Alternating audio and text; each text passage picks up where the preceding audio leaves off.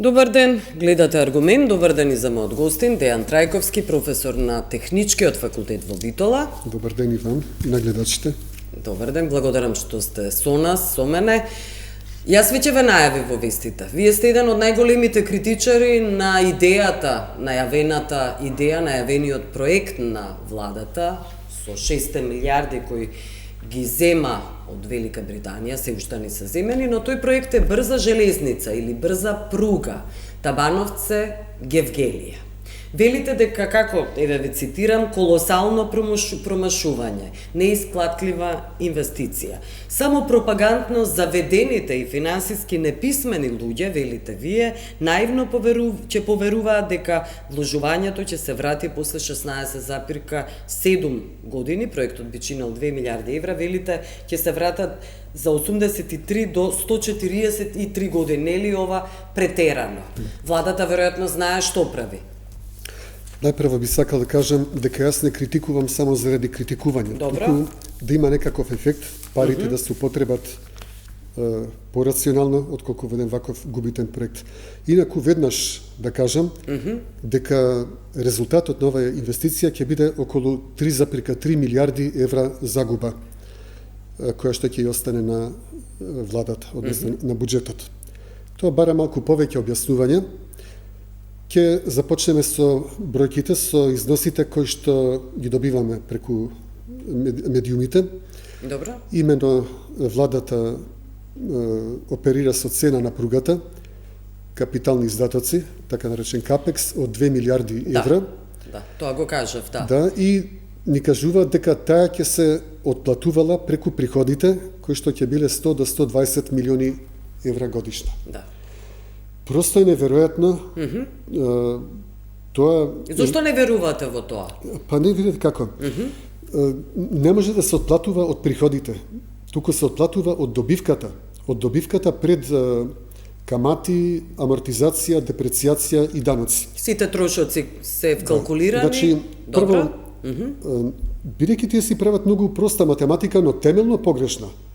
Тоа студент на прва година би паднал на испит по основи на сметководство на таква грешка. А камоли да заврши некој факултет како да стане вие директор... би пресметале? Така. Значи, како се пресметува? Поаѓаме од приходите. Добро. Секогаш приходите се првиот ред во билансот на успехот. Добро. Иако сметам дека тие се малце претерани приходи 100 до 120, но нема да ја спориме. Да. Таа сума. Инаку ги пресметав точно цените врз основа на извештаите од Државен завод за статистика, од годишните извештаи на МЖ инфраструктура и МЖ транспорт. Добро, таму сме со загуби. Да, не, но цените се битни. Значи, точно знаеме дека минатата година и предминатата просечната цена изнесувала, која што ја наплаќа МЖ транспорт, 10 евроценти по нето тон километар, од што 2,6 евроценти по тон километар им плаќаат на МЖ инфраструктура за користење на железничката мрежа. Можеме да ја наречеме мрежарина. Да. Значи се делат приходите во однос 3:1 меѓу МЖ транспорт и МЖ инфраструктура. Сега двете компании имаат своји оперативни трошоци, кои што се состојат од директни и индиректни трошоци. Директните трошоци се во случајот на МЖ транспорт, трошоци за гориво и електрична енергија за локомотивите, резервни делови за локомотивите и плати на машиновозачите. Додека индиректни се платите на администрацијата, трошоците за одржување на административни згради и така натаму. Добро.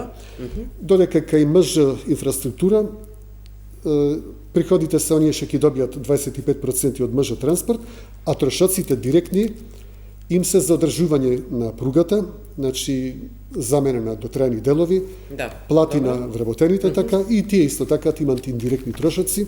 Добро, да заокружиме заради тоа што премногу е ова за гледачите, сите овие бројки. Се што се случува, за да можете вие да отплатувате, мора да имате поголеми приходи од трошоците. Но моментално МЖ инфраструктура на 4,1 милион евра годишно приходи, има 13 милиони евра трошоци. Значи, тие се во дебел минус. во длабок минус. Но сега тоа не би било така. Тврди Сега владата вака- со проектот. А не може да не биде, не може да не биде. Зошто Бидејќи- нема да биде? Можете ли тука да објасните? Да, значи, Кои се ние- вашите пресметки? Бидејќи најголем број од трошоците кај МЖ инфраструктура се фиксни, помал дел се варијабилни трошоци, би требало да дојдеме до промет од околу најмалку 3 милиони евра годишно, за барем со кешот да бидеме ние на никернизијан. Зошто не би се реализирал тој промет? Што не спречува? За сега немаме, моментално минатата За година сега немаме. Да, Но минатата тоа година не имавме само 858.000 тони. Но тоа не подразбира дека не би Не, имале сега, во иднина, така ако имаме значи, во сега моите брза анализи- пруга. Така е, во моите анализи јас го земам. И тоа Добра. земам цифрата од владата. Значи 100 до 120 милиони евра годишно. Годишно, Тоа одговара некаде на промет од 4 до 4,5 милиони тони товар преку Македонија, транзитирање. Да. Така. А ние моментално имаме 858, од што 300.000 од домашен увоз-извоз и околу 550.000 тони од транзит од грчкото пристаниште Пиреја. Но, добро би се зголемил со оваа брза да, пруга. претпоставуваме, значи во моите би анализи. станале атрактивна дестинација токму Значи за... јас поѓам од таа претпоставка дека од 3 милиони евра ќе порастат за 20 години до 5 милиони, односно просечно 4 милиони колку што сметат и во владата. Да, добро. Значи, дури и со таков промет не би останала добивка пред камати. Но дури, значи, мора се кастрат Не трошоците. се знаат каматите, тоа вие знаете. Не тоа. Трошоците не се знаат.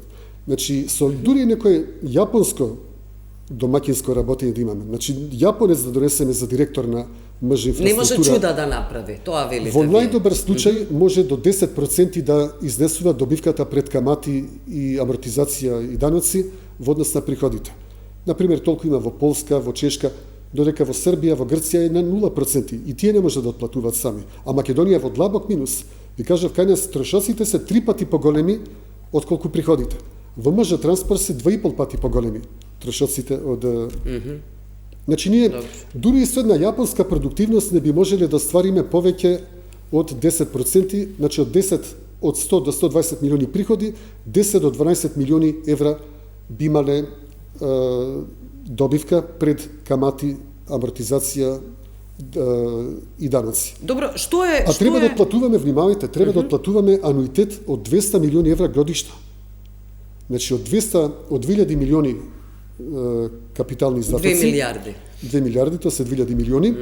Со 15% учество, тоа се 300 милиони наши пари, кредитот би изнесувал милиарда и 700. Сега, UK Export Finance, агенцијата која што би го дала кредитот или која би гарантирала пред банките, зема 17,82% така наречена премија за гарантирање. Ако тие сами дадат пари, се вика премија за ризик, ако гарантираат пред банките, се вика премија за гарантирање. Значи, ако земеме ние милиарда и 700 милиони кредит, таа премија е 303 милиони евра. Ако земеме милиарда и 900, премијата е 339 милиони. Од првиот ден нас ни се крива кредитот за 339 милиони. И заедно со главницата може заеднички да се амортизира потоа преку ануитетите. И бидејќи владата рече дека ќе барат најдолг можен рок, а UK Export Finance дава до 264 месеци, 22 години, со методите на финансиската математика се пресметува дека ние ќе треба да вратиме вкупно 17 ануитети по 200 милиони, 3 милиарди и 400 евра. Милиарда и 400 повеќе. Но кажете... Не сам, да, тоа е за камати милиарди и 400. Но и тоа, чекайте. Добро, трошоците но од друга страна, чекайте сега, трошоците ние, значи, можеме, кога се одбијат трошоците, овие две компании можат најмногу 367 милиони да вратат. Но што е кабајат сега МЖ транспорт да отплатува кредит? Да. Значи, самата МЖ инфраструктура може само 2 милиони годишно да отплатува во просек.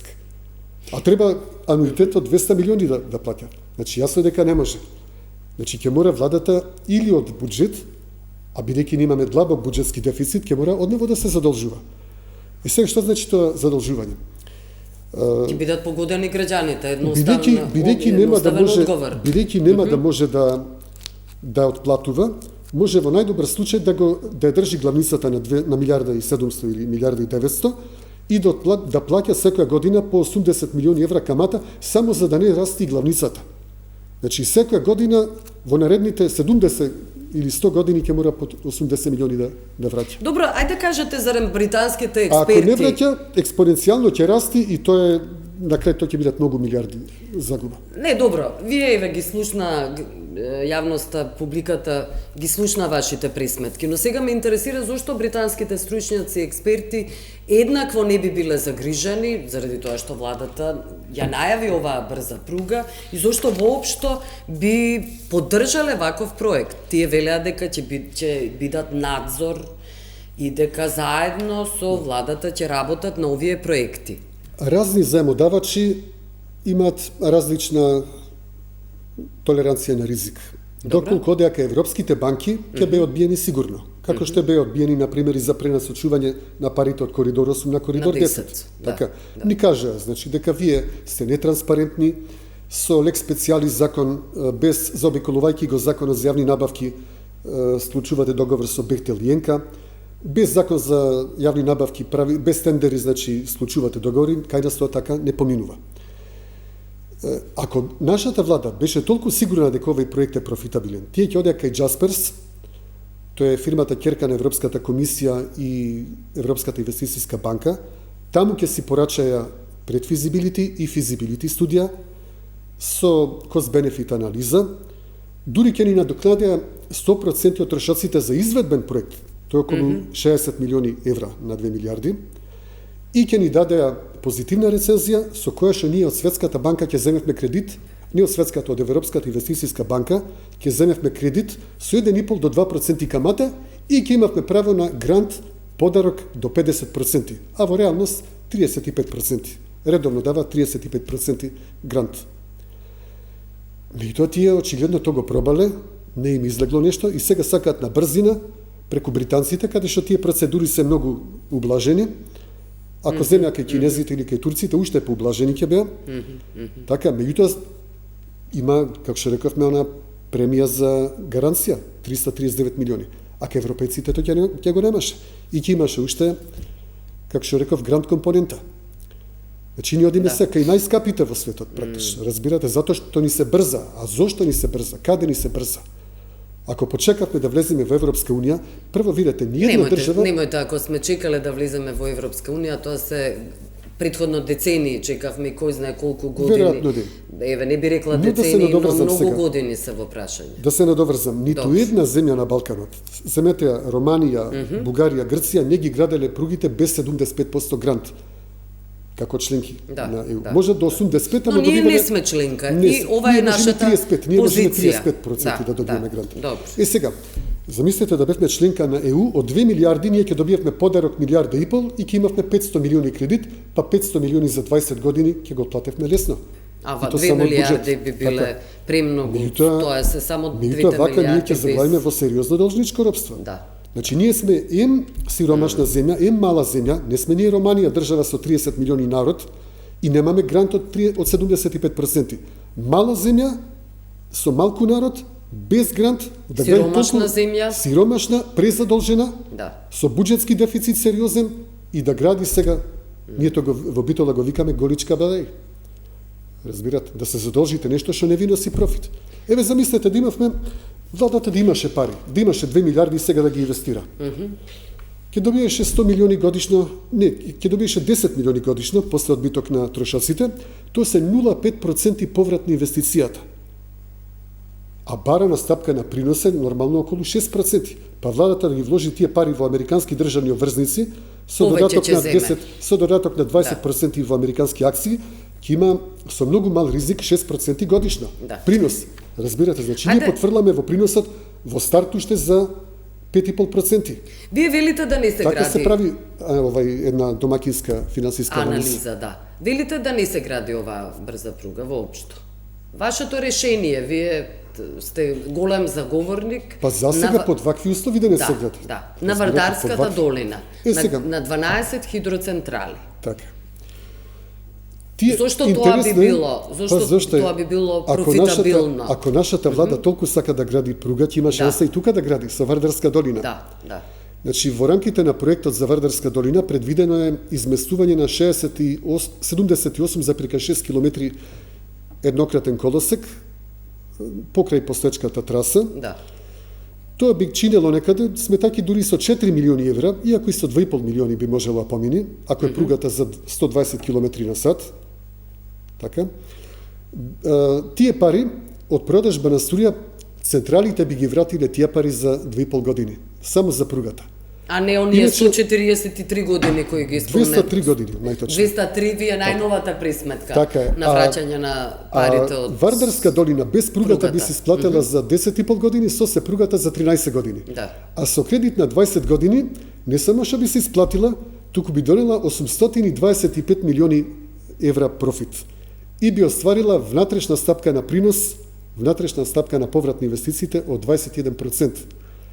А до 70-та година, растоварени потоа од годишните рати ануитети, би оствариле 18 милиарди евра добивка.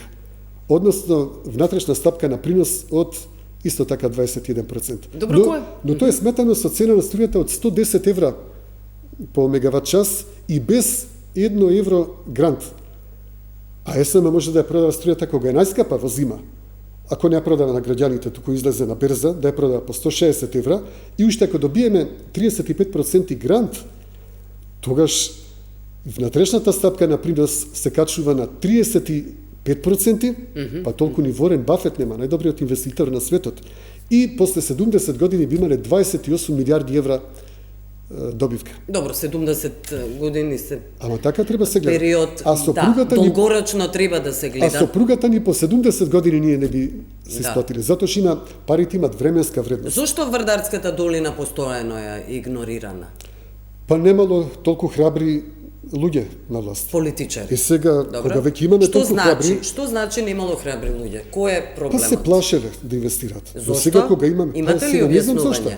Но еве сега имаме ние храбра власт. И најдобро намерно можам да им порачам. Не ова критика затоа што јас нив ги мразам. Напротив, сакам да им кажам дека има алтернатива профитабилна.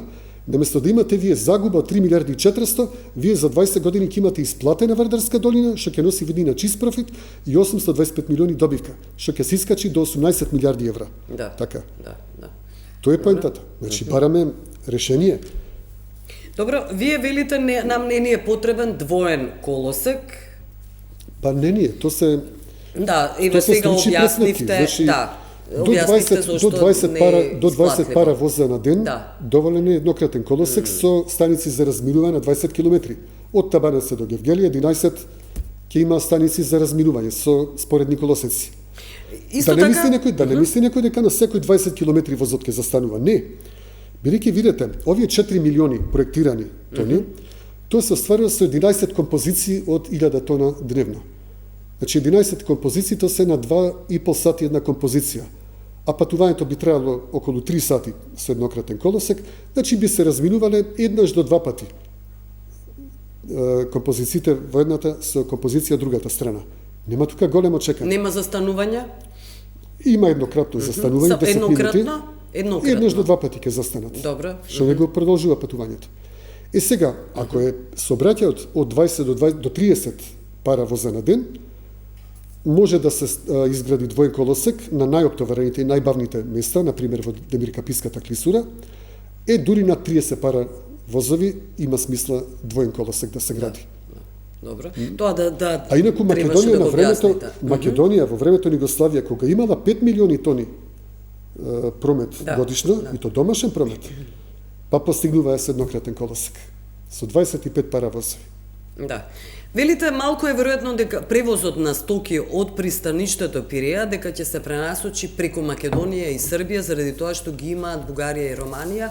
И сега вашата логика е заради тоа што тие се членки на Европската унија. Не само моја логика, туку на грчки вебсайт за железница. Придобивки од членството. На грчкиот железнички сајт прочитав црно на бело дека Европската унија акцентот го става на коридор 4, наместо на коридор 10, нашиот од Табанаце кон Гевгелија. И затоа сега Грција интензивно гради двоен колосек со електрификација за возови до 500 метри должина, со оскин притисок од 22,5 тони, значи за тешки и товарни возови, од Солун кон граничниот премин Промахона и понатаму кон Кулата во Бугарија, а Бугарија од своја страна гради двоколосечна пруга до Виден или до Русе, каде што има железнички мост, а низ Романија веќе има двоколосечна пруга. Да. Но сето е тоа изградено со 75% европски грант. Грантови, да. А не вака Претходно сиромашни го спомнав. држави така да инвестираат. Добро. Значи, а од друга страна, за пругата до Идомени, грците предвидуваат само замена на старите шини со нови и замена на сигналниот систем. Немат намера да градат втор колосек. Еден им е сосема доволен. Значи, За разлика од нас, тоа покажува дека тие кренале планови. раце, не им треба таа пруга, коридор 10. Разбирате? Што велите за коридор 8? Коридор 8, секој коридор е корисен. Добро. Значи, би било добро да го изградиме и коридор 8. Така. Меѓутоа, очигледно, според процедурите, според оно што реков, нетранспарентни процедури за јавни набавки, таму сме ставени очигледно на црна листа, најмногу заради Бехтел и Јенка. Заради нетранспарентност. Тоа не значи дека за секој ќе остане. Ако ние сега решиме да бидеме транспарентни, да почнеме да се повинуваме на тие европски процедури, од што можеме да имаме само корист, Европска Унија со задоволство би ни дала нас грант. Но тоа ќе подразбира, значи, една издржана, прво предфизибилити студија, па физибилити студија, па кост-бенефит анализа, Јавна дебата, да не да, заборавиме јавна дека дебата, е неопходна. потоа изведбен проект, Да. да ги знаете точно цените, значи да знаете какви објекти имате, каде ви поминува трасата, какви тунели, Велите виадукти, дека сега тунели имате. Сега нема, велите дека целава оваа документација нема да биде направена, не е возможно. Па не, знаете што е најлошо? Што сето тоа му го дават на Сега говориме за коридор 10. изведувачот, Да. така според жолт фидик. А тоа е направено, тој жолт фидик е добар за држави кои немат писмени инженери, а имат многу пари. Например, ако Македонија имаше нафтоносно поле, па не ни е назгајле, колку кошта, нега кошта. Наместо си тргнеме по европскиот начин како што треба, да си имаме изведбен проект, па да знаеме колку мостови, колку долги, колку виадукти, колку тунели, така ќе имаме. Гледате, тие поаѓаат од една многу наивна предпоставка. Споредуваат со трасата Београд-Будимпешта, која коштала 8,8 милиони евра на километар. Но секој дете знае дека пругата Београд-Будимпешта проаѓа низ рамно поле. Таму нема потреба од виадукти, мостови и тунели. Таму кошта 8,8. А ние сме на погорниот крај од тој диапазон. Над 10 милиони, може и 14 милиони да биде. Така да 250 километри со се колосеци станични, нас би не коштало од 2,5 милиарди до 3 милиарди минимум. Никакви 2 милиарди. И така загубата не 3,4, на 5 милиарди долари ќе искачи. Евра? Да. Евра. Па, впрочем, гледате и гувернерот Славески кажа дека автопатиштата на Бехтел Јенка нас ќе не чинат 5 милиарди. Ако се начално договорени за 1,3 милиарди. Да. Тоа е страшна работа. Тоа мора да се каже, чесно да се каже, И сега, колку пазете, би ги чинало. зошто сега ние да брзаме? Место да си одиме со кај Джасперс, да си направиме една независна физибилити студија, така непристрасна, независна кост-бенефит анализа, да знаеме колку ќе не чини. Кој ќе ја прави тука студијата? Никој, тие ќе се ја направат, нивни стручњаци. Но ние не треба да бегаме од тоа. Тоа е за наше добро. Ќе добиете независна студија. Не, говорам сега заради тоа што нема да биде направено час пред тоа ве прашам, кој сега ќе направи за коридор 10? Сега ќе ја прави изведувачот и ние сме во негова моќ комплетно, ќе зависиме од неговата цена. А тој ќе ја надуе цената за најмалку 30 до 50%, пошто и тој самиот нема изведен проект. Ќе надуе цената за 30 до 50%, и зависиме, целосно сме во негови раце, разбирате? Да. А Добро, заложници сме на заложни. А вака, ако имаме точна цена и уште платен проект ако имаме од Европа, потоа ќе знаеме точно, потоа можеме по црвен фидик да се пазариме ние за цената на кубик ископана земја, метар тунел и така натаму. А вака ќе ни бидат заврзани рацете за преговори? Вака на ѓутуре ќе се пазариме, а тие ќе ни ја набијат цената колку сакаат. И не 2 милиарди, може и 3 милиарди да биде. Може и да се одбие, ако е преголема цената, сумата. Да, па може, јас и на тој се надевам, да ви кажам право. Тоа се разбира дека има логика тоа дека и да на се британците нема да им фати умот да дадат гаранција, иако ќе добијат од нас 339 милиони за таа гаранција. Да. И најдобро е така, да не одбијат со гаранцијата. Да. Добро, ајде околу пет на крај сме, да. Едно интересно прашање. Со Вардарска долина, нешто кажете, може, тоа бара може. посебна една емисија дури. Може, да објасните накратко. Накратко, значи Вардарска долина представува мега проект, многу важен за Македонија, затоа што тој би овозможил покривање на 20% од бруто конзумот со електрична енергија. И тоа во најкритично време, во зима, кога нема ни сонце, ни ветер за сончевите и ветерните централи. 2 месеци Македонија би можела да функционира само со струјата од Вардарска долина. Предвидена е со 345 мегавати, но може да се појачат овие агрегатите на 600 мегавати, иако вкупната енергија пак би останала иста, 1309 гигават часа. Добро. И на тој начин, значи и пругата би била исплатена и би имале и профит од продажба на струја. И Македонија би станала енергетски независна. Но тоа бара цела една емисија ова да го образложуваме. Добро. Вие тврдите на социјалните мрежи дека ќе примаме одбиени азиланти од Велика Британија. Имаше шпекулации дека ќе дојдат Не, јас не тврдам никогаш. мигранти.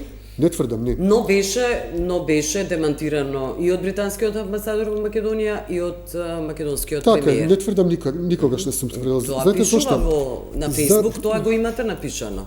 Не, тоа беше мала иронија, дека ние нема да примаме мигранти, ние ќе примаме азиланти. Тоа игра на зборови. Меѓутоа, кредитот од УКЕФ, UK Export Finance, или пак од банките гарантиран со UK Export Finance, тие го гарантираат тоа со 300 милиони наши пари. Значи нема потреба од азиланти. Сега ако има некој друг аранжман, ние да не платиме 300 милиони, а за возрат да примиме азиланти, па владата на Велика Британија да ни ја плати гаранцијата од 300 милиони, тоа е некоја друга, тоа е шпекулација. Шпекулација. Признавате? Признам, нема. Никаква врска нема овај гаранцијата со азилантите. Да. Пазете, за разлика од Европската инвестицијска банка, која што поддржува проекти, сака да ги развие државите, UK Export Finance е бизнис ориентиран ентитет. Тоа е агенција на Велика Британија за поддршка на британскиот извоз, разбирате? Да. Нема тие никаква намера да ги развијат државите. Чист бизнис, да си продадат услуги и добра на вакви земји. Се е интерес. Да. Но не е така кај европските банки. Не. Добро, станува збори за грантови и грантови, многу сериозни грантови. Многу помали. Еве, например, нас не е прв пат со грантови да работиме. Пругата од Битола до Жабени доби грант од 35%. Од 17 милиони евра ние добивме 6 милиони грант. И таа пруга од 14 километри се градеше 7 години, 2 километри годишно. Да. И сега 500 километри колосеци, ако со тој темпо градиме, 250 години ќе ни треба. Да. И тоа е загрижувачка работа. Разбирате? Добро. Понатаму пругата Белјаковце-Куманово. И таа беше градена со грант 35%. Да. Так, значи не ни е прв пат. Понатаму ветропаркот Богданци со 35% грант и кредит од КФВ банката. Значи за профитабилни проекти нема никаков проблем. А кога вие бегате од тие европски институции, тоа е доказ дека самите не си верувате во профитабилноста.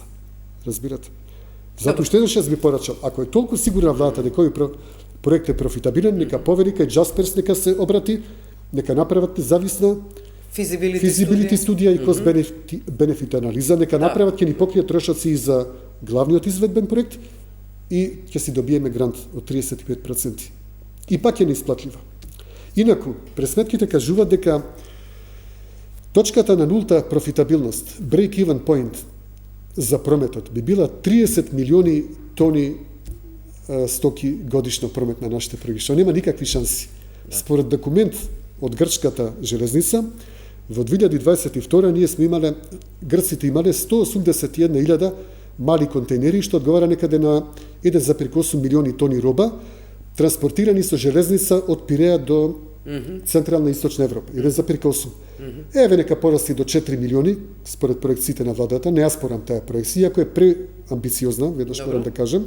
Не е да ја прифатиме здраво за готов и пак не ни е доволно. Значи нас ни треба 30 милиони за да биде исплатлива. Или да имаме грант од 75%. Што е невозможно, се разбира. Добро, јас благодарам, на крај сме. Благодарам што бевте гостин. Ви благодарам и вам на поканата. Благодарам што не гледавте, пријатно.